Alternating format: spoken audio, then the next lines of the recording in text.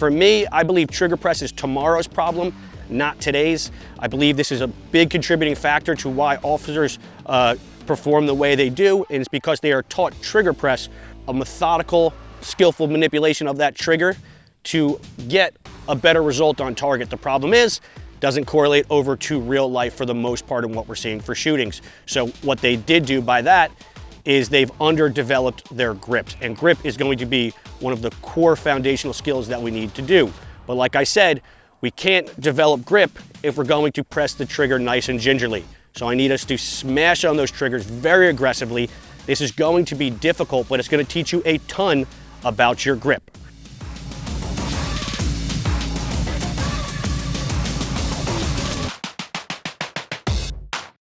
What's up, guys? Welcome back to another episode of the Pros Guys to Shooting, where practical meets tactical. Today we're going to be covering some foundational skills under the shooting pillar. One thing that I want to establish first is a common understanding of what we're looking to really accomplish.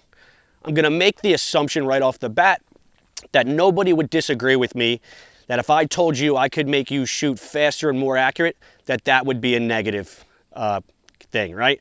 So if we subscribe to that, what we need to now define is how we look at what that bar is and how we assess our standards and qualifications and what we're looking at.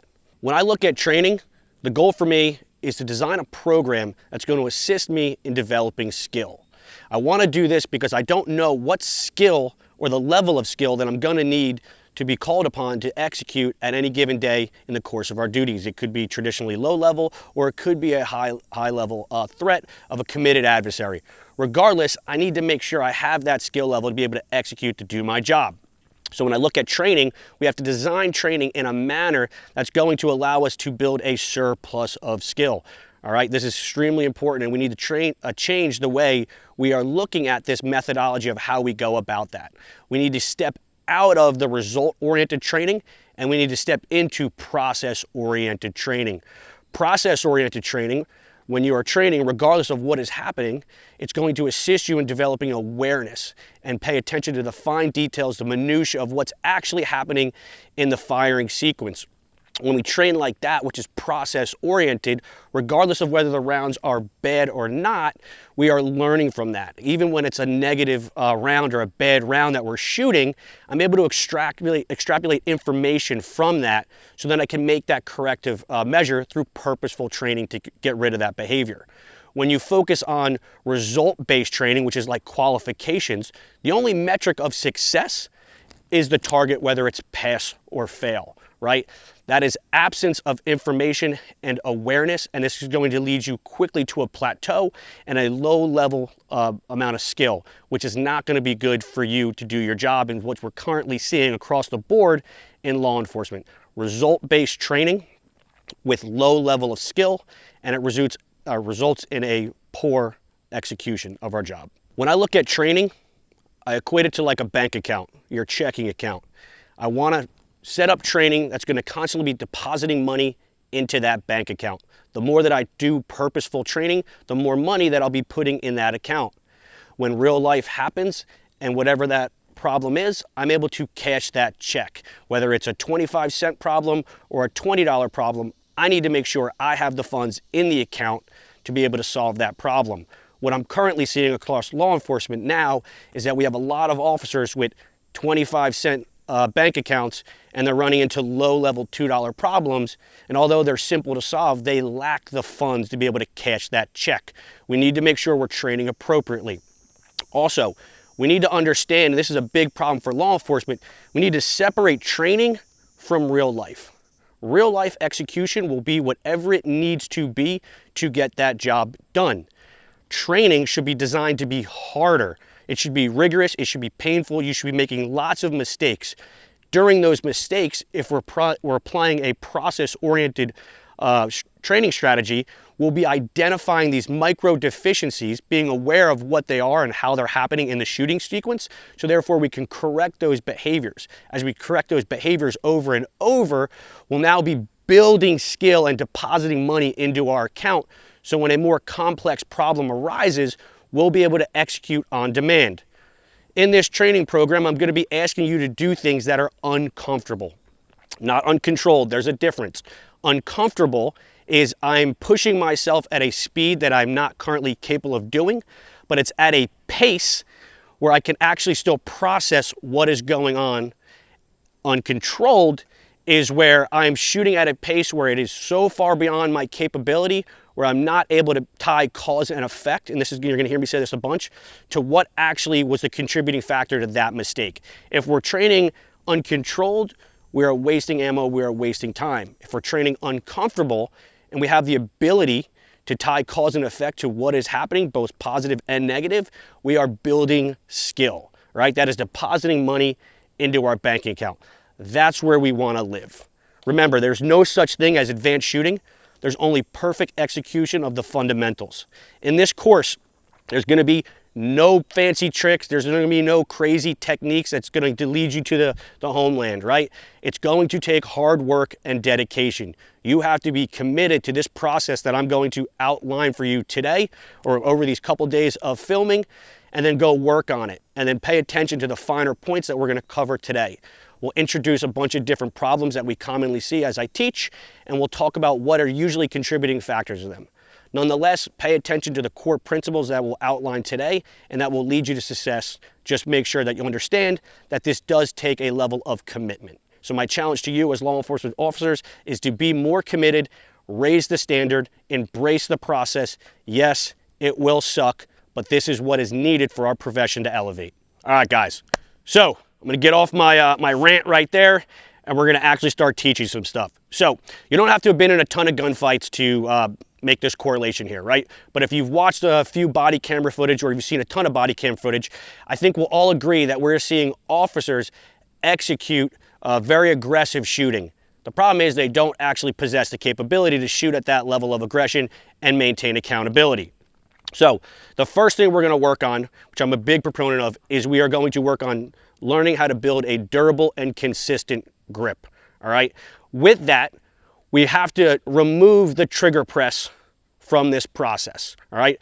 Inherently, the way law enforcement and military personnel are trained, we are trained to add in that methodical trigger press too early. For me, I believe trigger press is tomorrow's problem, not today's. I believe this is a big contributing factor to why officers perform the way they do, and it's because they are taught trigger press, a methodical, skillful manipulation of that trigger to get a better result on target. The problem is, doesn't correlate over to real life for the most part in what we're seeing for shootings. So what they did do by that is they've underdeveloped their grips, and grip is going to be one of the core foundational skills that we need to do. But like I said, we can't develop grip if we're going to press the trigger nice and gingerly. So I need us to smash on those triggers very aggressively. This is going to be difficult, but it's going to teach you a ton about your grip. All right, so this drill that we're going to look at is called trigger control at speed. Now, when I'm pressing this trigger, I'm going to be smashing it. I'm going to put it, for this demonstration, right? I'm going to put it as far as I can outside the trigger guard. All right, this is the farthest I can get my finger from the trigger, and this is going to be the most egregious press that I can think of to execute on demand. So this is a very realistic situation that law enforcement constantly finds themselves in, right? Pointing a gun at a potential threat, but the threat does not meet the rules of engagement yet. So we don't want to have our trigger finger on the trigger because that would be dangerous, but we still want to be ready to act when that threat does present what is appropriate for us to use deadly force. So although this is, like I said, a great way to test a durable, consistent grip, as we're going to dive into, it's also a very realistic application for law enforcement. All right, but right now we're just going to focus on developing shooting skill. Like I said prior, we need to separate training and actual reality sometimes, and we need to just focus on developing skill and let real life be whatever real life be. We'll just have enough skill hopefully developed that whatever real life is, we can meet that level of skill. All right, so I'll rack the gun. There's obviously, it's empty. This is done dry fire. You'll notice that there's a black reference mark paster on the target. Right now, I just want you to point your red dot at that black visual stimulus. That black reference mark there is for you to attach your eyes to and overlay the gun. We'll dive a little bit more into that, but right now, all I really need you to pay attention to is to put your dot on that. And then I want you to smash the trigger extremely hard as you can. And then I want you to pay attention to what that dot does, all right? So we'll do a couple incorrect here, right? I want you to see the behavior of this gun. This is most likely what I see from a lot of law enforcement shooters. They are going to smash on this trigger. Since that manipulation of the trigger is uncomfortable for them and foreign, they are going to most likely induce some type of subconscious response from their grip with pressures, and they're going to start influencing the gun, all right? So they're going to aim, you'll aim in, and then this would be what most likely I see. They'll just do something like that, right? They smash on the trigger real hard, and you can see the nose for a right-handed shooter just kind of dumps low left. What's that from is your firing hand pressure change, right? So I felt stressed. I don't press the trigger in this manner often, and now I'm asked to do it, and I don't possess the discipline to maintain a consistent grip around this pistol. And you're gonna see that's what shooting really comes down to a lot. And you're gonna see with all the principles that I outlined, it comes down to discipline, right? We have to have the ability to maintain whatever we started it with, for better or worse, right? And we'll dive deeper into that later on in the series, right? But whatever I start with in my grip, I need to maintain that regardless. So what I'm looking for from the feedback from the red dot on the black pacer is that it just goes off and the dot just kind of like wobbles a little bit on the black pacer, but it shouldn't be going anywhere outside of that. You can start off around 4 or 5 yards, all right, to make this work for you. All right, so same thing, I'm gonna come out and I'll smash on that trigger. That dot had a little bit of leftward movement, so that's telling me that I had a slight little bit of pressure changing in my hand. All right, so we'll clean that up. That looked good. That looked good. Right, so what you're gonna see and what you should be tying cause and effect to every type of behavior. And since there's no recoil going on, right, we'll be more likely to pick up on it. So here'll be some common problems that you'll see, right? I'm gonna press the trigger real aggressive and I feel like I need to do extra. I need to help the gun. You actually need to do nothing, right?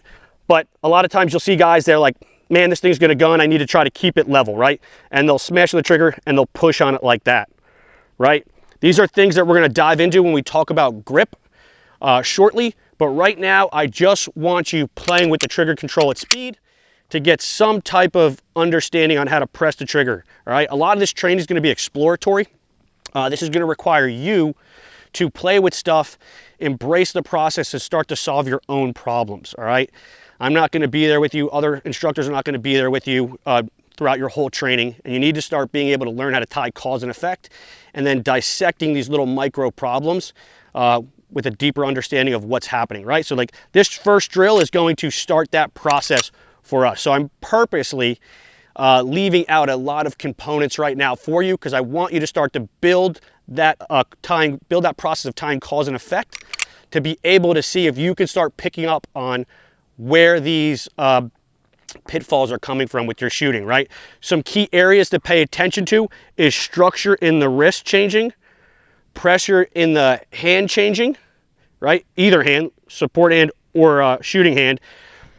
Structure from the body, right? If I get stressed out and I start to push on the gun, right? From my arms, from my shoulders, all of that will cause problems to make the gun react different, right? What we're looking to do is to get the gun to behave the same way every time, regardless of the manner we're shooting, whether it's aggressive or it's more conservative, it does not matter. The gun should behave the same, right? You're gonna hear this term a lot. We are trying to get the gun to behave in a predictable manner. This will tie back in later on to why we want that, but right now, that's all I really need you to understand is I want you to step up. I want you to aim the gun at whatever, a light switch. I prefer something small, whatever you have, and start really smashing on that trigger and start assessing, what are you seeing? What are you feeling? What did I feel my firing hand do? What did I feel my support hand do? What did I feel the structure in my wrists do? Either or. What did I feel the tension from my body do, right? We also want to try to maintain a relaxed posture, right? A relaxed structure. So it's not so relaxed that it's like a wet noodle, but it's not so tense where we're going to be more likely to transfer it into the gun, right? all the tension, if you're feeling tight in your biceps and your shoulders are real high, all of that tension has a high probability to transfer into gun. And I'm not going to say it always does. There's plenty of great shooters that shoot with more tension and are able to be successful. What I am saying is that from my training and experience and the people that I've trained across the country, most people that shoot like that are unable to maintain that level of tension consistently, and they usually end up transferring it into the gun. Regardless, with this being a process-oriented type of program, you will find what the appropriate amount of tension is for you based on understanding what the behavior of the gun should be, right? So, like I said, we know that we want the gun, when I smash on that trigger, to just wobble a little bit on the black paster. If you're actually pressing the trigger very aggressively and you get that behavior, you can start to check a box as, okay, I'm onto something. This is probably the appropriate amount of tension and pressure and consistency and durability across this platform right now. As we start to layer more skills and I ask more of you, you're going to see that maybe there's going to have to be some tweaks to that and some refinements as we go out throughout the process. So I'll do a couple more demonstrations for you guys so you can see exactly what I'm doing. Some things I see with guys that have really big fingers. I have small hands. Sometimes guys trigger finger are really far, and when they try to smash in from here, they start to push on the frame, right? That's never going to be conducive for this drill. So if you have to, like if you have really big hands, just float your trigger finger outside of the gun and just smash in like that. All right, so I'll do some like that so you can kind of see if you had bigger hands. I just want you to isolate the grip and then just smash on the trigger.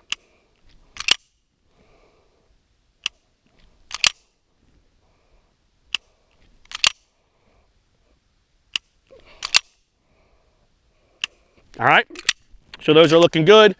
Dots literally just staying right in the black paster. Depending on the gun that you're shooting, the PDP, the way the trigger mechanism works, the dot pretty much just stays right on there. With Glocks, it'll still stay on there, but it just vibrates more due to that mechanism. All right, so if you're seeing like some crazy vibration, but it's not shooting any particular direction, that's really what I'm worried about.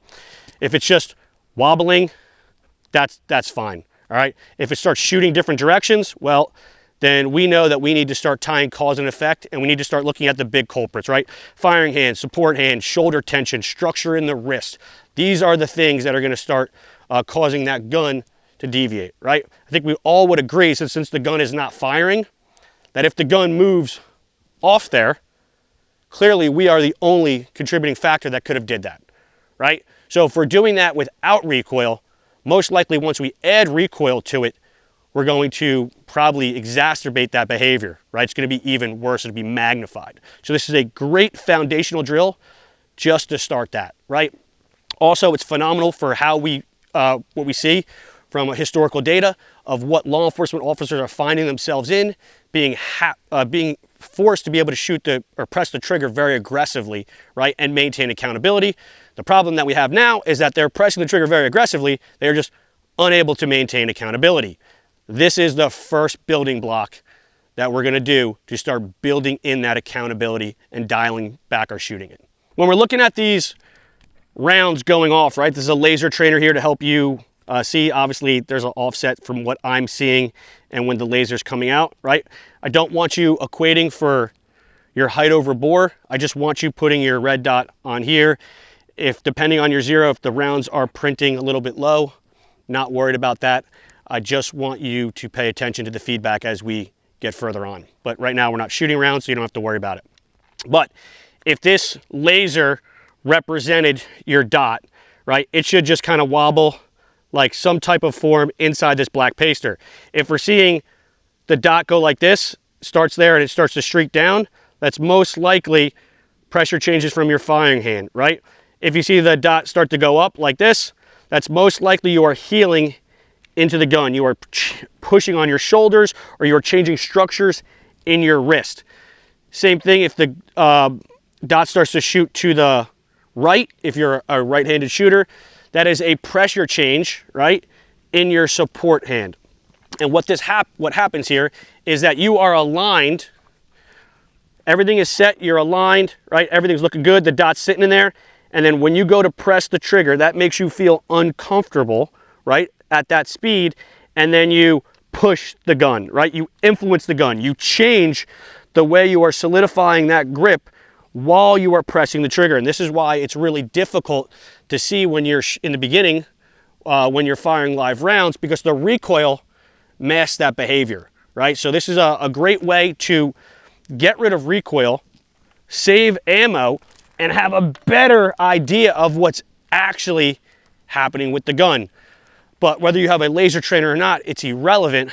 I probably prefer you use your regular gun and just pay attention to the dot, because the feedback from that actual gun and the weight of it is going to make a little bit more sense, going to tie apples to apples better, right? So we really just want to pay attention to what's happening in that feedback and just smash.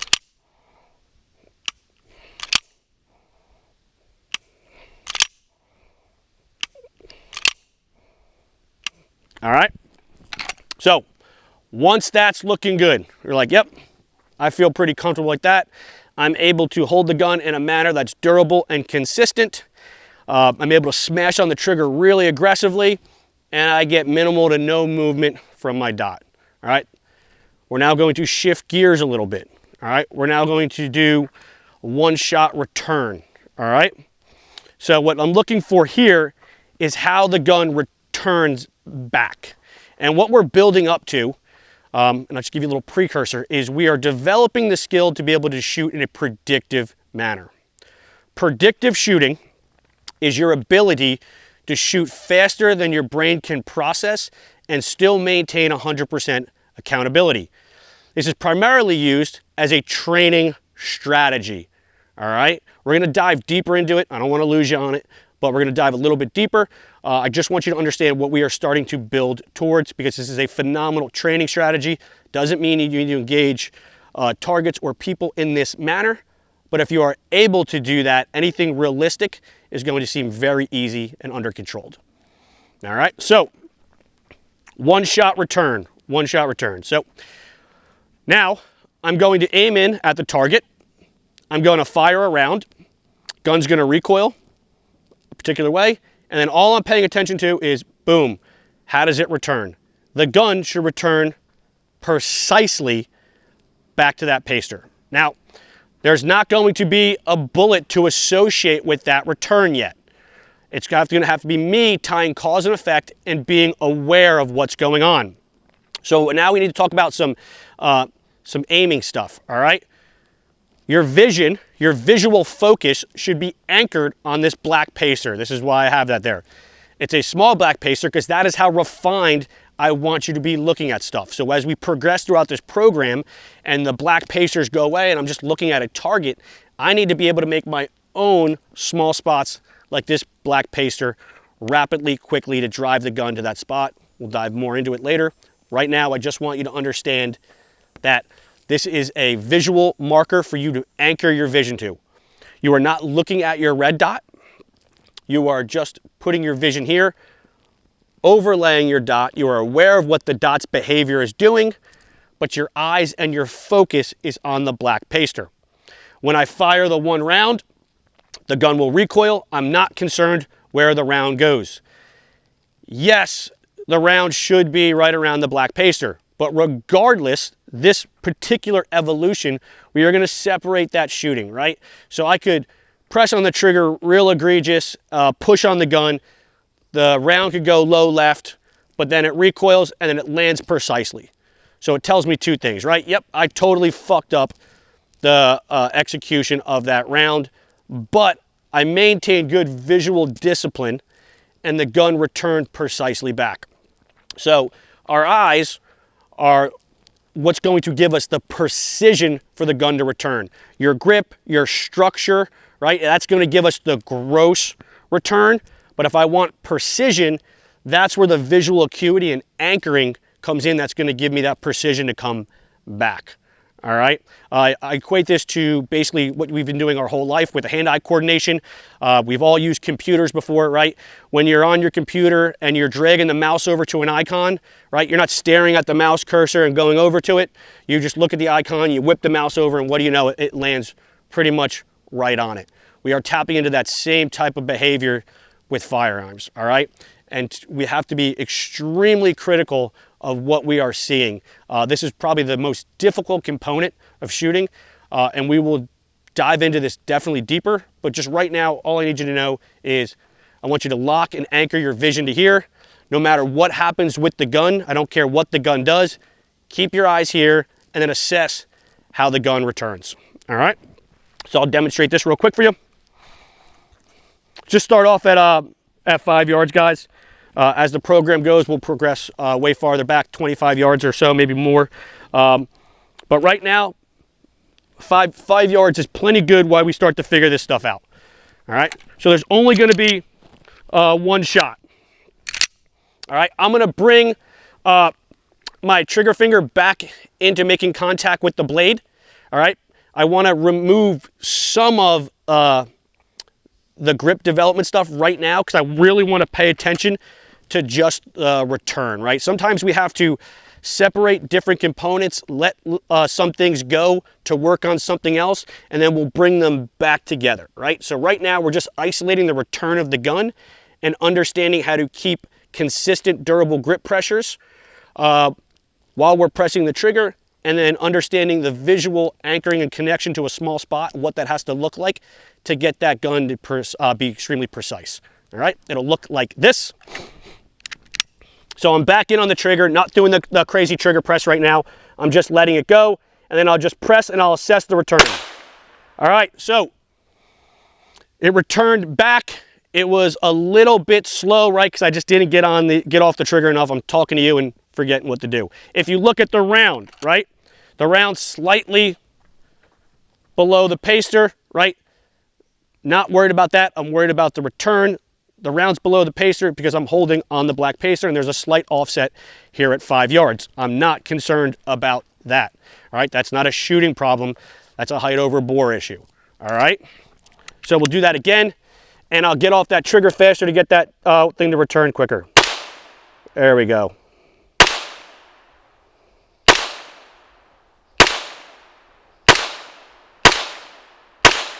All right, so you can see I'm just smacking the trigger. I'm not coming outside, but I'm smacking the trigger. And then I'm just assessing how that gun returns, right? You can see that the grouping is right there, right below the black pacer. That's consistent with my 0 on this pistol. When I'm assessing the return, the thing that I'm paying attention to is just as quickly as the gun leaves that black pacer, it should return back to that pacer, all right? So if it whips out, but then gingerly comes back, well, there's something going on there, right? And there's several contributing factors. It could be some type of visual expansion in your eyes, right? Where you're starting to look all over the place, you're starting to expand your vision. It could be some type of physical tension that you've now clamped down on your hands and you're slowing that gun back from returning. There could be several things here, right? But this is what you need to start paying attention to and start tying cause and effect. When I look at the paster and the gun leaves it, it should whip right back to it and it should be precise, all right? You'll execute this several times in your training or as long as it takes you to figure that out, and then we'll start to layer it even more. The key thing is to understand what we are looking to get. The behavior from the gun is that when the dot leaves the black paster, it comes back as quick as it left and it lands as precise as it started. All right, guys, so now we're gonna get into our next layer. Now, any of these particular stages that we just outlined for you, this might take you a day of working on, right?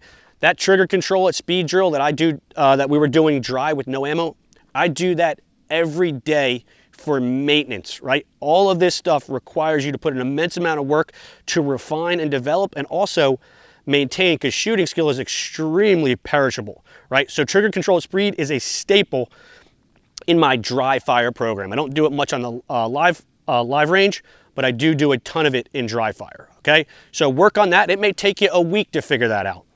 That's fine. It does not matter. Then, once we're getting a good feel of how to create a good durable grip, then we're gonna start, hey man, can I get this gun to return precisely and come back as quick as it left, which is that one-shot return drill. Once that's looking good, we're gonna add another layer to it, all right? This drill is, we call 50/50s, and basically it is a little modification to the Ben Stoker doubles drill, which we will work up to. But I find that this little interim iteration in here helps people really understand what's going on in the gun. So the way this is going to work, because the goal, like I said before, is to build up to predictive shooting, is, hey, cool, I'm doing everything right. I'm pressing the trigger, the bullet's going where I'm pressing the trigger aggressively, the grip is durable and consistent, my vision is anchored precisely, gun is returning back, great.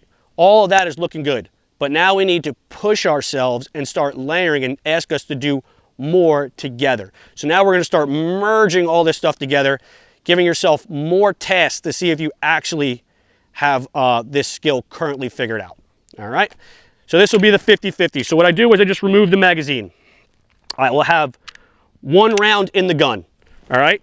I will bring my trigger finger back into the trigger guard.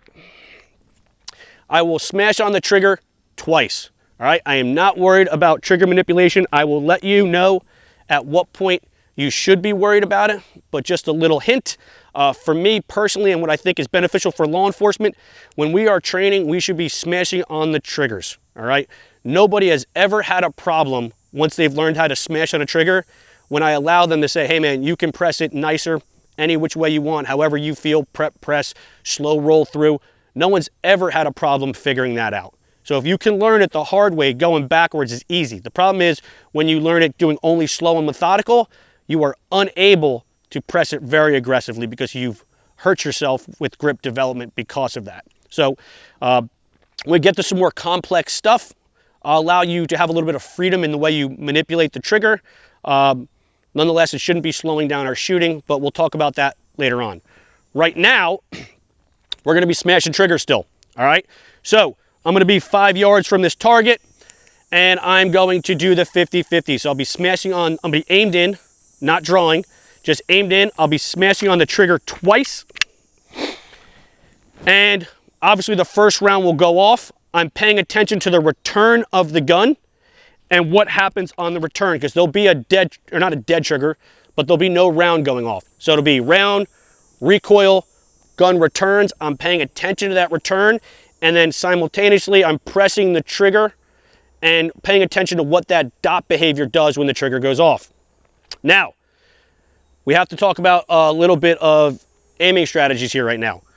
This is getting into that predictive shooting, right? So predictive shooting, as I mentioned before, is I'm pressing the trigger knowing that my dot is not on my intended point of aim, point of impact, but knowing it will be if I don't change anything, all right? It's gonna sound like wizardry. It's okay. Trust me, embrace the process.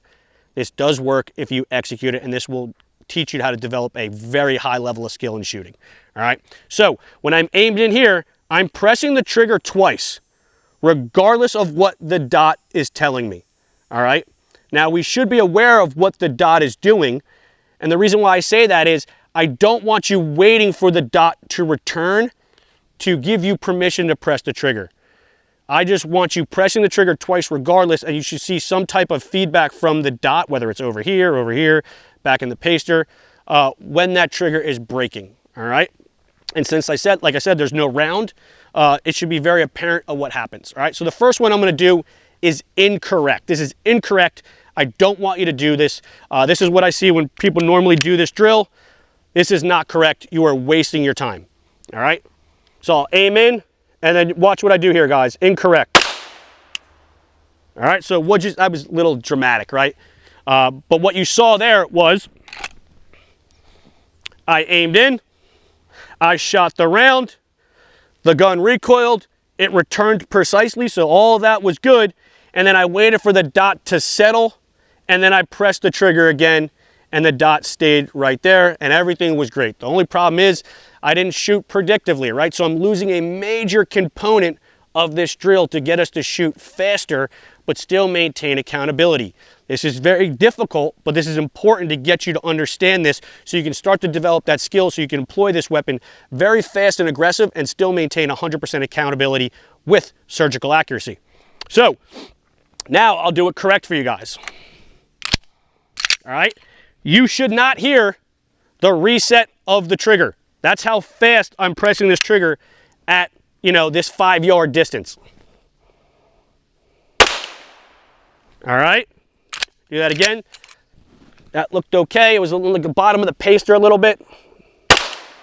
Good. Remember, I'm paying attention to the return. The rounds are obviously going to be there. All right, so all that's really happening here, like I said, is I'm judging the return, right? All I did was, right here, is just shoot a couple rounds aimed at the black paster. All the information, all the value was in all the stuff that's not scoreable on this target, right? That's a given. I'm standing 5 yards aimed at a black paster. Yeah, like, nobody's impressed. That doesn't matter. What does matter is all the information that you guys couldn't see on the camera that you will see as the end user when you're doing this training. And what I was looking for was, did that dot leave as fast as it, did it return as fast as it left, and how precisely did it return? And then when I felt that trigger go off, what was the behavior of that dot? So it should have just quickly left, quickly returned, the trigger's breaking, and the dot's just staying right there. All right, guys, so once you're getting comfortable with those 50-50s, then I want you to move on to the doubles process that Ben Stoeger and 𝗙់månesius subscribe. If you want, check those guys out. There's lots of excellent books. I am going to change a little bit of what they're doing, though, here for you guys, because I believe it's important. They will have you draw the gun and then execute. I do not want you drawing the gun, all right? I want you figuring out what right looks like here first, because this is going to heavily play a huge component into us developing our index, right? Over-developing an index to have the gun go wherever we look is extremely important for law enforcement, all right? We need that gun to land right on that subject immediately and where we need the bullets to go. It can't be all over the place and then we have to make corrections. We don't have that time because we're usually reactive, right? We're reacting to some type of stimulus. To do that and develop a good index, I need to understand what I'm trying to create first. So to just not make the process go any longer than it has to, I find that it goes a lot faster if we just figure out what right here looks like, and then we can get into the draw once we know exactly what our pressures and our vision need to look like isolated. Then we can add that next layer of drawing the gun and making sure we are able to draw the gun, bleed off the tension, have the dot stop, press the trigger, do all those things that we're doing here. We're just removing this component, all right? And this will definitely expedite your learning curve with this. So now we're gonna go into the doubles. We're 5 yards from the target, not very far, right? What I'm looking for is really at this distance, I'm looking to shoot the gun as fast as I can possibly pull the trigger for the most part. And I'm looking to really keep like all the rounds within like a quarter or so size group, all right? Maybe a silver dollar, right? We'll see what happens. But regardless, what I want is I want to run this gun as hard as I can, and I'm not waiting for the gun to return. So it's one sight picture, and I'm pressing the rounds twice, maintaining good visual anchoring to the black pasters, and doing everything I can to not change any structure or pressures in the shooting process. All right, so it'll look like this. If we have some mistakes, we'll talk about that. Talk about the good, the bad, the ugly, whatever I see. Pay attention to the process, and then I want you guys to ask yourself, what did I see and what did I feel? So it'll look like this, all right? All right. Shot fairly aggressive. I'll pick that up a little bit, right? I want you to look at what we have here. We've got 2 rounds basically in themselves. It's only 5 yards, right? But that was perfect execution of what I was looking for at 5 yards. Now, after I fire that sequence, I'm going to start to ask myself, what did I see? What did I feel? What did I feel from my grip? What did I see from my vision? What information was the gun giving me, both positive and negative, right? If there's a mistake, I want to start tying that mistake and cause an effect to that, because that's going to give me information later on in my shooting journey about shot calling, right? You'll start tying correct behavior and incorrect behavior from feedback from the gun, and that will give you instantaneous information about where that round went. That's very important for us when we're using this gun, whether it's competition or real life. to know exactly where that round went, right? It's called shot calling. It's referred to as shot calling, all right? This process will help you with your shot calling as you're tying cause and effect if you're paying attention to the process. If you're just blindly clacking off 2 rounds and going through the motions, then yeah, man, like you're not going to get anything out of this. We have to tie cause and effect. We have to be processing what's going on in our hands, what's going on in our body, what's the structure look like, and what's my visual anchoring feel like, and how does that gun return, all right? We'll add all of that together, both positives and negatives, and over time, you will start to develop a really durable, consistent grip and start to really understand how to refine that visual connection to a small spot. So we'll shoot a couple more of these, we'll see what presents itself, and then we'll talk about the good, the bad, the ugly.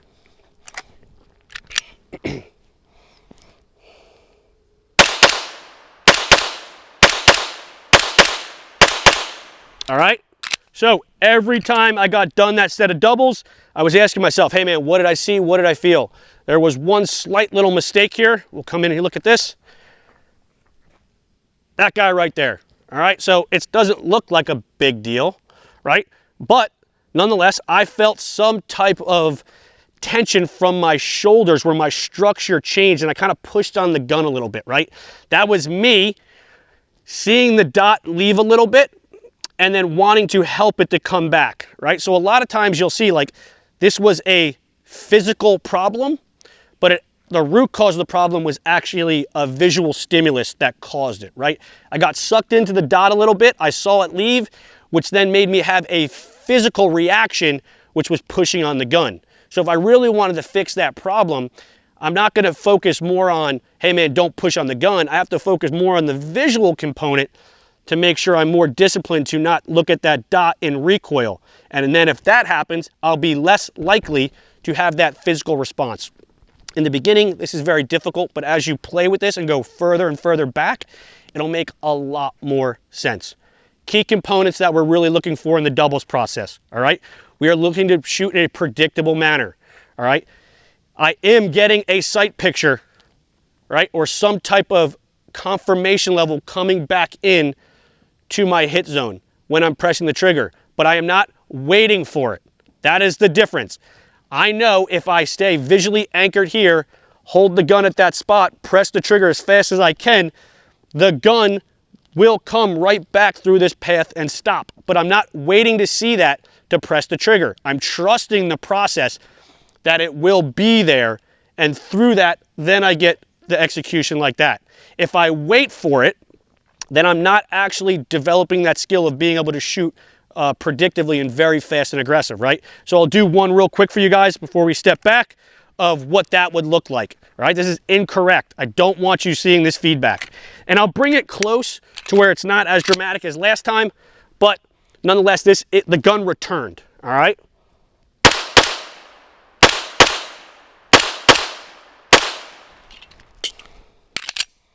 All right, so if you guys could watch the gun behavior, we're at 5 yards, right? So the gun doesn't leave the target really, doesn't leave that black paster that far. It only goes up maybe, I don't even know, maybe a couple inches or so. I'm not paying attention to that because I'm not looking for the dot, I'm staring at the black paster, right? So it's leaving it, it goes wherever the hell it goes, and it's coming back.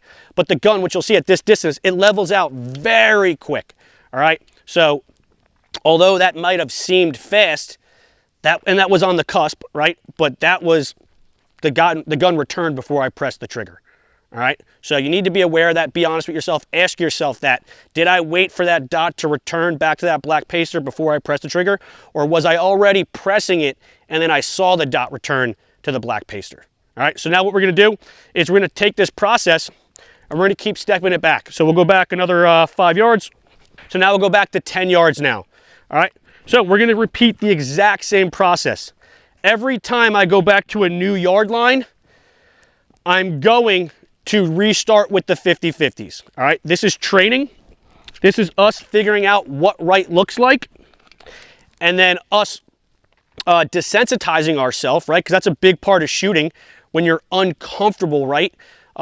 you're more likely to make mistakes. So we need to immerse ourselves in stuff that's uncomfortable, desensitize ourselves to that, and then the more desensitization that we have with that, the more comfortable we become living in that space, right?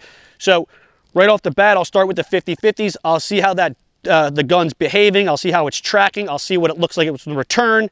I'll get a lot of feedback about what my grip and my pressures need to look like. Once that's looking good, then I'll go into the doubles. So the grouping is going to expand a little bit, right? So we need to set expectations. Obviously, I'm not going to be putting them in a quarter-size group at 10 yards, although that would be nice, and I'll continue to keep trying to quest for that. A realistic expectation would be like a nice fist-sized group centered around the visual spot that I'm anchored to, right? So like that's important. Anchored to that cluster of black pacers there, and I'm looking for a group circularly around that black group of pacers there. All right. So I'll go back to the 50-50s first with this, and I'm gonna get some feedback of the gun and what I need to do at this yard line. That looks pretty good.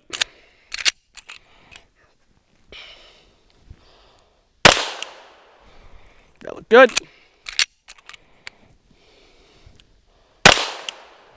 That first round I kind of pushed on a little bit, but the gun returned very nice.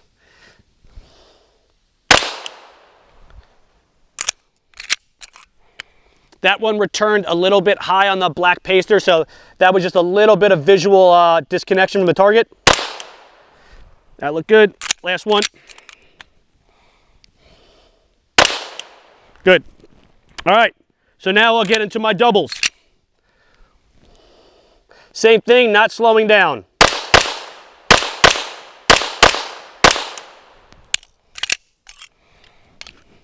All right, let me get a couple more there.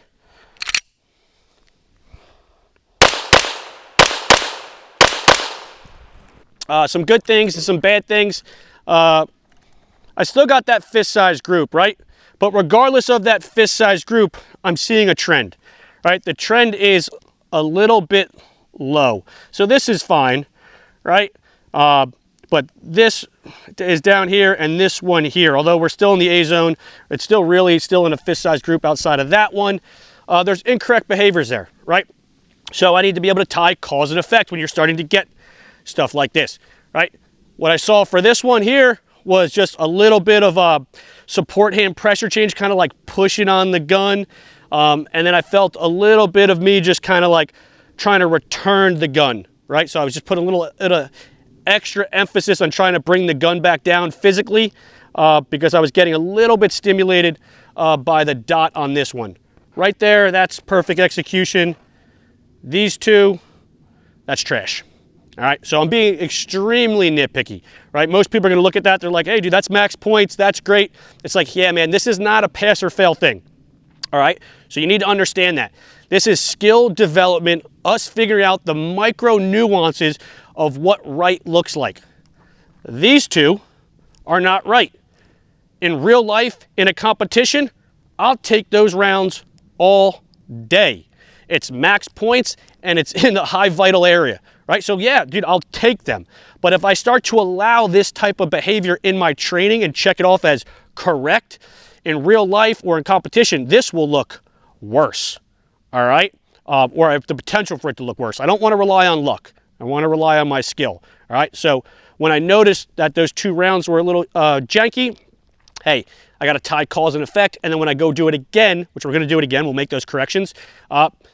We are going to make those corrections, right? And then burn that into our subconscious to what our performance needs to be. So we'll go back, make a couple corrections here. All right, so we'll make those corrections, none of which will be slowing down. It's just executing it correctly, right? So if I want to be able to execute at speed, I need to train in that particular realm, right? I can't slow down and expect the problem to fix itself. I have to, if it's falling off at that speed, that yard line, whatever it is, or for what my level of expectation is, or for what I want at that yard line, I need to live there, immerse myself at that speed, that distance, and make the correction there. Slowing down will not fix it, all right? Yes, it maybe gets me a better result, But then as soon as I pick back up, I never learned the little nuances or the behaviors that needed to happen at that given speed and that given distance to get the correct behavior from the gun. So like I said, if that's the result you're looking for that level of speed and accuracy at a particular yard line, then you need to live there and train there and tie cause and effect.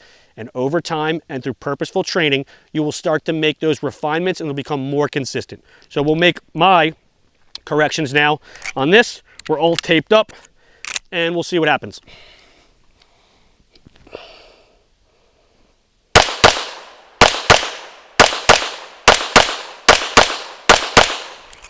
All right, come on down. So I cleaned up the vertical, right? So this is pretty good here. I still had one that dropped a little bit low. Still got my nice fist size group, but I got a little low. So I corrected the right side pressure change, but I still had a little bit of me trying to return the gun, right? So I got to pay attention to that. We're not going to play with it here, but if you were seeing something like this, and I'm being nitpicky, guys, right? Like, you guys are probably like, fuck this, dude. Like, that's fine. Like, I get it, dude, right? But like, the goal is, I know what I'm capable of and I know what I should be doing. That's trash, all right? If you're doing that and you're new to this, like, fucking rock on, bro, right? But once you start doing stuff good, just keep raising the bar, all right? Not too happy with that, but nonetheless, that's good, right? This shows me, like, hey, dude, you're a bonehead and you can't talk and shoot that well at the same time on camera, but we'll make it work. So we're going to go back to 15 yards now. I'll tape this all up. We'll go back to 15 yards and we're going to repeat that process.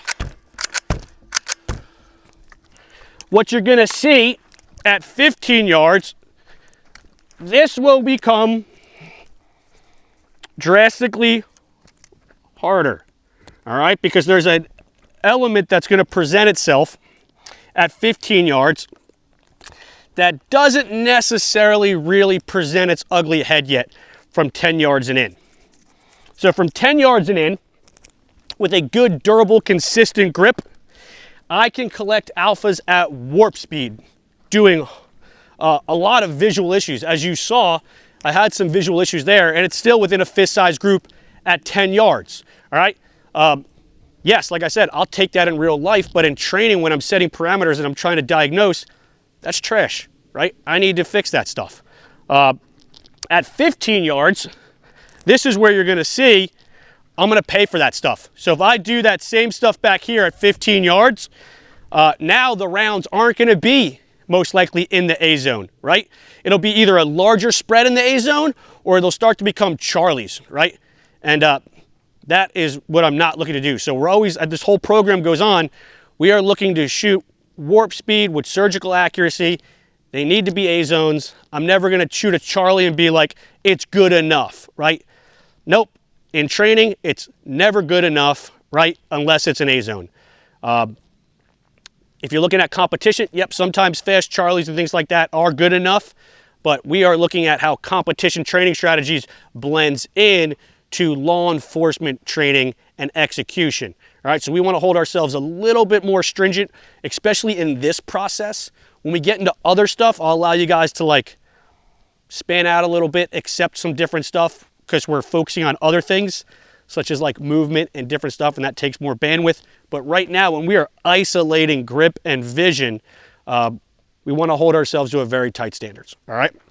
So at 15 yards, if you're shooting predictable and you're shooting really aggressive, Ben Stoker and 𝗙ន់SIE, who came up with this, they'll say, hey man, like if you're holding A zones, you're doing good. I would agree with that. You are doing good. But I would also add the caveat is there's a lot of meat on the bone. All right, so I'm gonna shoot this and I'm not looking to hold all A zones. I'm looking for, like, again, that fist and a half size group with shooting predictive at 15. If it doesn't happen, I'll tie cause and effect for you guys on the camera, and then we'll try to make that correction, all right? All right, 50-50s at 15. All right, that looked pretty good. Clean dot behavior, fell right back to the black cluster of pasters. I'm happy with that. So now I'm just gonna tell myself, like, hey dude, do that again. That looked good, clean return. The one bullet's a little bit higher the cluster because I was aiming high of the cluster, which I shouldn't do, but nonetheless, all the behavior was good. That one was kind of trash. The round was good. The round's right in there. But the return was sloppy into the left Alpha Charlie line. And that would have maybe got lucky, but probably would have been like a left Charlie. All right, so I need to watch that firing hand pressure.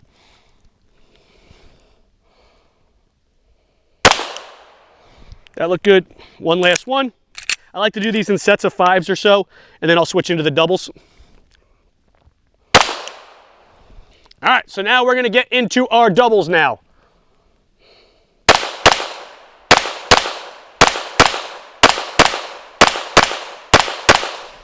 All right, so cause and effect from the feedback that I'm seeing. I don't need to see the bullet holes down there. I got one a little bit to the low left, still in the A zone, right? But we'll go check it out. I just saw some shitty feedback on my third set of doubles. And yep, here she is. Yeah, just saw like a streak, right? So I'm not looking for bullet holes. I'm trying to keep my eyes aimed right here, precise and anchored. And then I'm seeing the feedback in my awareness of what's happening. And on the third iteration of those doubles, I saw like a weird streak.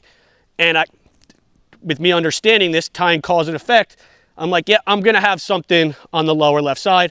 Luckily, it wasn't egregious. It's still an A zone, right? But nonetheless, it was an incorrect behavior, and it was caused from me just kind of pressure changing with my firing hand during that third set of doubles. And as a right-handed shooter, like, yep, that makes sense. Now this, I'm very happy about, right? That's perfect execution at 15 yards, shooting predictively. I mean, we obviously have the 50-50s in there as well, right? But that's, what? We got 5 50-50s, and then we have 5 sets of doubles. I think I shot 5, maybe 5 or 6, whatever. Like, that's a solid grouping with all that mix in there. I'm pleased with that, right? Congratulations. Pat yourself on the back. No, we got to go farther back. Don't worry, I'll probably fuck it up. But we're here for it, right? Because this is training, right, guys? This is not pass or fail. Like I said, you'll hear me say it 100 times today. This is us figuring out what right looks like. That round went really well. So I'm not going to hang out there. I'm going to keep throttling up. All right, let's go farther back. Now we got to go to 20. All right. So what am I going to go to? 50-50s, right? This is training. Get an understanding of how this gun's going to behave on there. Set myself up for success. Figure out the nuances, right? Figure out the correct pressures. Figure out everything structure-wise, visually, that I need to get this gun to react the way I want in a predictable manner. All right, so I'm going to do these and then try to clean up any mistakes that I can before I start crushing doubles. That was pretty fucking trash, I'm not going to lie.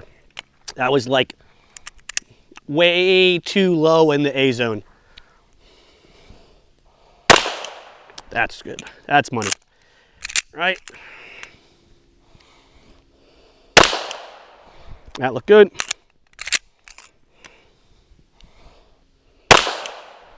That looked good.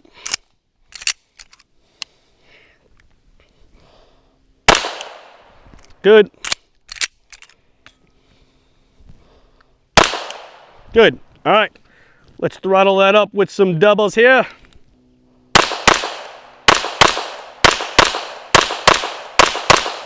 All right. I got one a little low there. Not complete trash. I got one Charlie. I do got a couple low alphas here.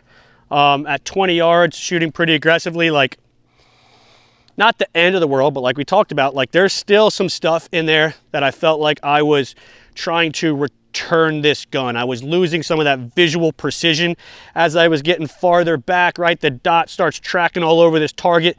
Takes a lot of discipline to really kind of stay focused. If I had to contribute what was really going on, I would say it was most likely visual. Right, I was getting visually distracted, losing visual discipline, which allowed these little micro mistakes to creep out, right? This was just an expansion of the vision, right? As you expand your vision, your cone of circumference, all right? So like if I leave this small spot and I start to expand to a larger small spot, or yeah, relatively to the target, large or small spot. The gun on the return has the freedom to go anywhere it wants within that circumference there. All right, so I need to really refine that spot to get the gun to return precisely. If I get the gun to return precisely, then if I make a little mistake, well, it's an A zone, right? Or it's still a good vital hit. If I have my vision expanded out and I give that gun that freedom to range wherever it wants, and it lands, say, here, and then I make a little support hand mistake, well, boom. Now we got ourselves a Charlie, or maybe worse, a Delta or a Mike, right? So you set yourself up for success by really picking a small spot and then getting that gun to land precisely. And although we're questing for perfect execution, right, we know we're humans and we know we make mistakes. By getting our gun to land precisely, we have a little wiggle room for error, all right? Although in this process, we are looking for perfect execution, but that's a good strategy, right, visually. Pick small spots, get the gun to land precisely, and that gives you a little wiggle room. All right, so we had one Charlie at 20 yards there. Obviously, as we get farther back, the groupings are going to start to get a little bit bigger. The Charlie I'm upset about. Everything else is like okay. I'd like to get rid of maybe these lower alphas there, but not horrible, not horrible. We'll keep rolling with it. I'll haze myself later. This is life. All right, 25 yards, the man maker. All right, this is where we hurt our feelings. So we got to go back to 25 yards. 25 yards shooting predictive doubles. This is where you're going to learn a lot about your shooting. I encourage you definitely exploring and getting back to this level. But it doesn't have to happen the first day, right? You could start the first day at 5 yards, stay there for a fucking month, stay there for a week. I don't care. Pay attention to how the gun's behaving, make those refinements, and then slowly step back. What you will see is at 15 yards, it's going to get drastically harder because, like I said, that's where that visual component really becomes important. And it's not really, although it's being tested closer up, you can get away with stuff there and not realize that you're making visual mistakes. Back here, any visual mistake, yeah, man, it's going to print really bad. All right, so go back to the 50-50s. Go over here, so I'm in line with my target. Go back to the 50-50s and get this gun to behave the way I need it to.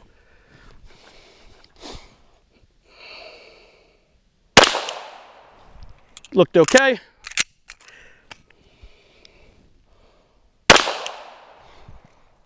Not bad.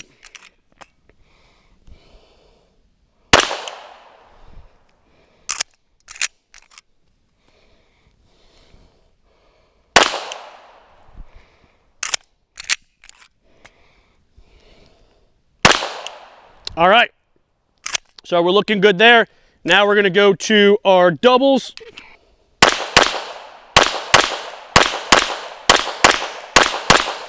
All righty, let's check her out. That felt decent, I'm not gonna lie. Felt pretty good about that, but I missed one in my feedback here. All right, so pretty solid work, all A zones, right? I got one Charlie. Wah. This is life. All right, but really what I'm mad about, not that I got the Charlie, I wasn't able to call which shot it was, right? So when I left that yard line there, I'm like, yeah, man, like that looks pretty good. I'm not shocked that it happened because some of the stuff was like dancing around, but that didn't look any different to me than what some of this other stuff looked like, right? So what that tells me is there's some micro information in there that I missed throughout the shot process. I need to pay attention to that, all right? So I care less about the Charlie. I care more about that I wasn't able to tie the difference between these to these, but if we're being realistic, at 25 yards, we're talking like a very, very small amount. That is a high level of shot calling, but nonetheless, we're always questing for more, all right? This pretty much wraps up our doubles process, all right? This was exploratory training. This is getting you to use yourself as the barometer to figure out stuff, right? So I teach a lot like this. This approach has come from Ben Stoeger. I think it's very beneficial, especially for cops, right? You need to start being your own teacher. Now you do need guidance, which is why we make series like this and why we teach classes. But once you have the information, you need to start understanding the exploratory process and then be able to tie cause and effect and understand about the principles of how we're trying to get the gun to behave, right? So this was all exploratory. You notice I didn't give you any techniques. I didn't give you any tips on gripping a pistol. I just told you what you wanted to see in the behavior from the gun. And I left all the corrections up to you. I like to start off with this. When we come back, when I load up my mags, we're going to talk about some technique stuff that can assist you in getting this type of level of accuracy and speed at those distances, right? Nonetheless, these are going to be very specific to you, and I'll dive into this deeper when we come back, but this is exploratory training. This is process-oriented training. It is a little overwhelming at first, but this is how you develop skill, not with, hey man, where are the bullets? That's the only information that it tells me. And then I look at my little wheel, right? You guys ever see those wheels where it tells you like low, left, healing, whatever, like all these different things, right? It's all garbage, it's all crap, it's all incorrect, right? I could put a bullet in any one of those things doing anything other than what it said I did, right? So it's lacking information on what that is. Those wheels are created by people that don't actually understand shooting because they don't train in this manner. All right, so when we come back, we'll actually give you a little bit more substance in the technique realm, and then we'll come back and we'll go back to process-oriented. All right, guys, so now we're going to talk about technique versus principles, and we have to understand exactly what's the difference is between them and how we should apply them and what we're looking for, right? So I'm sure some of you guys are going to get this portion in the video series and you're going to be like, this is fucked. This dude should have literally started with what he's about to intro now and then did the doubles process. Well, I'll disagree with you, right? Just like the old Chinese philosopher, forget who it is, but teach a man to fish, he'll feed himself for a lifetime. Give a man a fish, he'll feed himself for a day. Well, this is my goal. I'm teaching you how to fish. By starting with an exploratory process, you are opening up your bandwidth. You are opening yourself to different understanding about shooting and how to approach shooting, which is extremely important. Now, I'm going to give you a little bit of info to help you with that process, but it's still going to be you figuring out your process. So we're going to talk about techniques here, right? So a lot of times if you've been to classes before or your department, these instructors want to give you a technique that works for them, a technique that's specific to them and the gun they're shooting, and their body type, their physical abilities or inadequacies, whatever it may be. It's how they interface with a pistol. That does not work across the board for everybody. There's tons of phenomenal top level shooters. And if you take like the top 5 shooters in the world, they're all doing something a little bit different technique wise. What they're not doing different is their approach to shooting and the principles, right? They're all questing for a durable, consistent grip that maintains the same behavior throughout the shot string. That they all are doing. But where they put their support hand, how they quantify pressures, where they put their thumbs, all these different little technique variants are specific to them.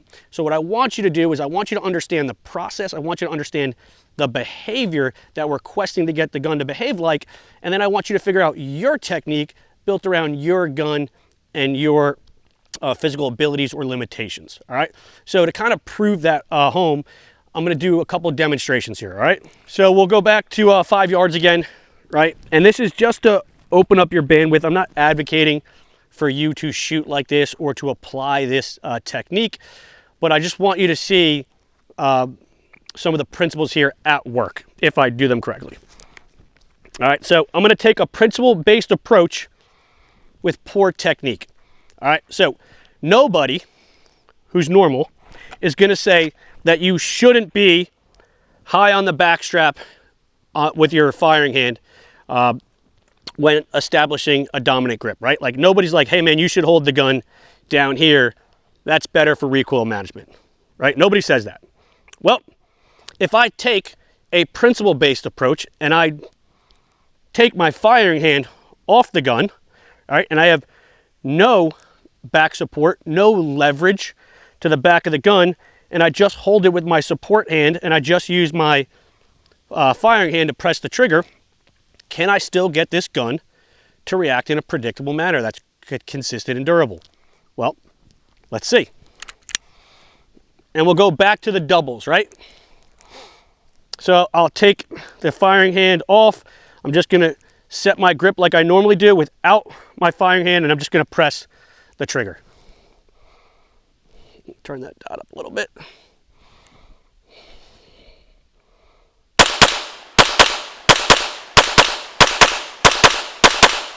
All right, so shooting the same level of aggression, right, at the same yard line. Let's look at the result. Nice little cluster right around our visual stimulus. Now, is that a good technique? No, it is not a good technique. But what that's supposed to reinforce for you, and hopefully you made this connection, that if I double down on the principles, all right, so I had poor technique, but I made sure with that poor technique that it was durable and consistent. If it's durable and consistent, the gun will react in a predictable manner, right? The dot tracking behavior will be the same, although maybe slightly different than what I'm traditionally want with my correct grip. It's still going to act the same. If it's acting the same, I can predict the behavior and I can start shooting aggressive, knowing how the dot's going to return back to the target and give me that result. So when you're going through this exploration process of the doubles that we did before, I encourage you to try different things. Find out what works for you, and just know that we are looking to create a durable, consistent grip, and that's okay if it looks different than, say, your hero that you look up to. You have to find your grip surrounded by the principles. Yes, I use techniques to hold a gun. Yes, the world's best shooters use techniques to hold a gun, but it's techniques that's specific to them and their gun. Find your technique surrounded by the principles, and that will lead you to success. All right, let's do one more demonstration. We'll teacup the gun. I don't think this requires a ton of explanation that this is bad, right? But this is bad. All right, so we'll check this out, and I'll do the same thing.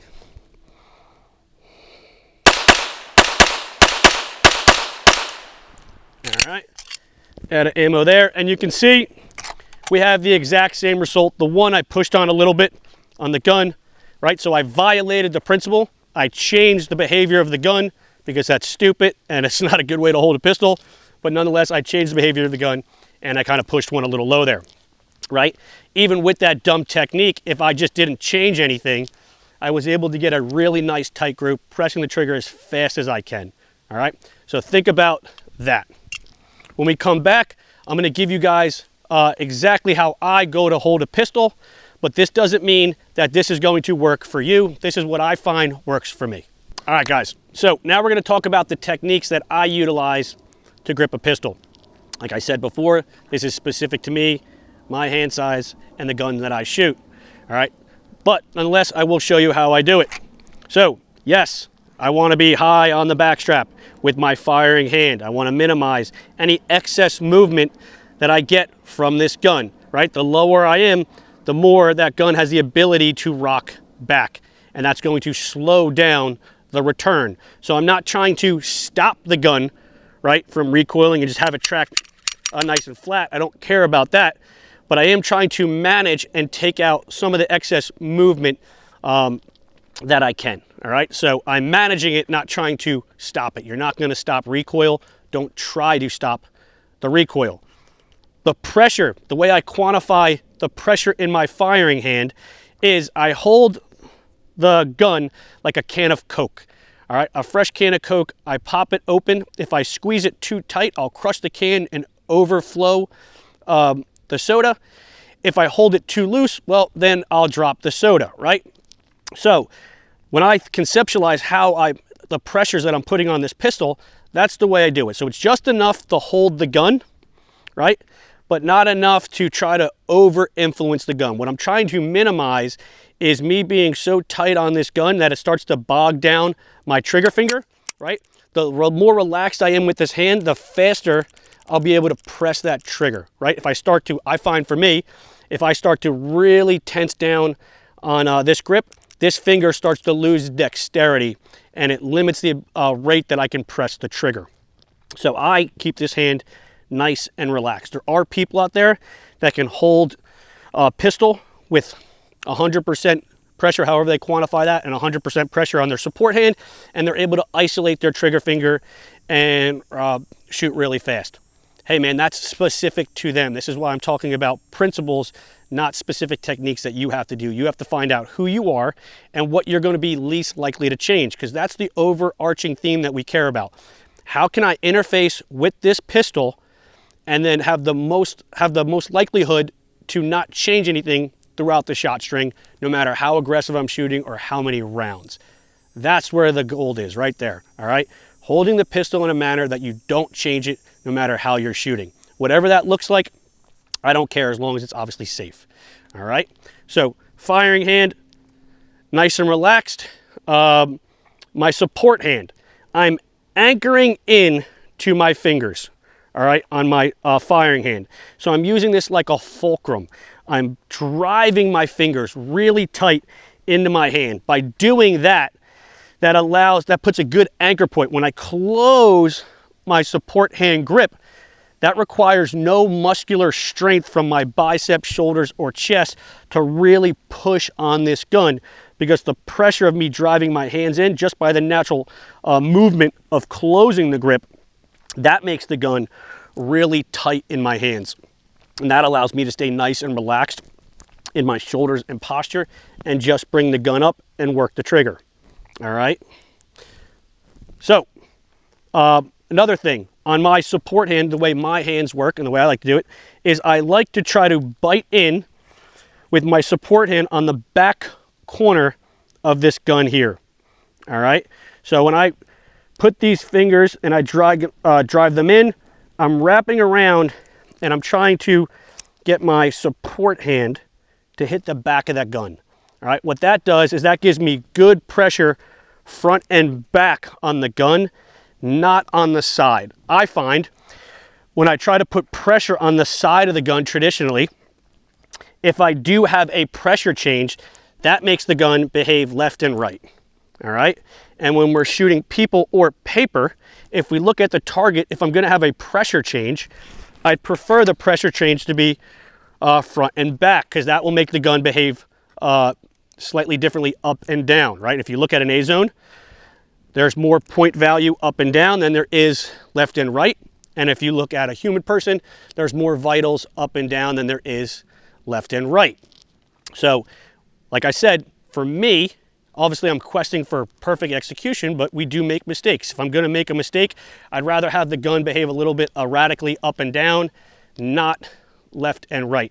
And by anchoring into the front and back of that, that's able to keep that gun reacting up and down a lot cleaner. All right. Structure in the wrists, right? I'm not getting crazy with like really locking these wrists. Nonetheless, they are locked, right? But I'm not actively trying to put leverage with either of my wrists. I'm holding them in a natural, I'm holding the gun in a natural manner that's comfortable. I find if you're holding the gun in a manner that's comfortable, you'll be least likely to change it, right? And that will produce a better shooter than trying to maintain something that's uncomfortable for longer shot strings. Yes, you can get away with certain stuff by doing that, and there are good shooters that do that, and they find success in that, and that's fine. But we're talking how I grip a pistol, and I find what's best for me is to kind of keep it simple, stupid, the KISS approach, right? I hold the gun that's comfortable, hold the gun in a manner that's comfortable, and I do everything I can to not change that, and I will get a very good result shooting very fast and accurate at distance. So that's what I'm looking for in a pistol. You can take that, use it for yourself, play with it. Nonetheless, it doesn't really matter how you're gonna hold this pistol, whether you're gonna use my grip or something else you're gonna come up with, or somebody else that you watch. Just play with this stuff and then grade it on the behavior that we talked about, the principles of what we're trying to get the gun to behave like, right? I'll reiterate them one more time. I want the gun to land at a spot that I look at on the index, which we'll talk about later on, and I want it to return back to that anchored spot that I'm visually connected to as quick as it left, and I want to be able to smash on the trigger as hard as I want and not have the gun change its behavior. All right, that's how we grade it. However you hold the gun, if you can do that and you're getting that behavior, dude, that's what you're looking for. I'm not looking to change you, not looking to make clones of me. I'm looking to help you find the best version of you with your hand size, your abilities, limitations, the gun you're shooting. Obviously, different guns are going to require different pressures. You're shooting a subcompact gun, right? A Glock 43X, that clearly requires more pressures, amount of pressure, the way I quantify it, than I am shooting a heavier gun like a PDP or a full-size Glock or something like that.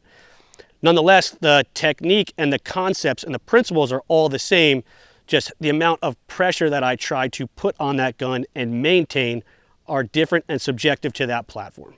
All right, hopefully this helps.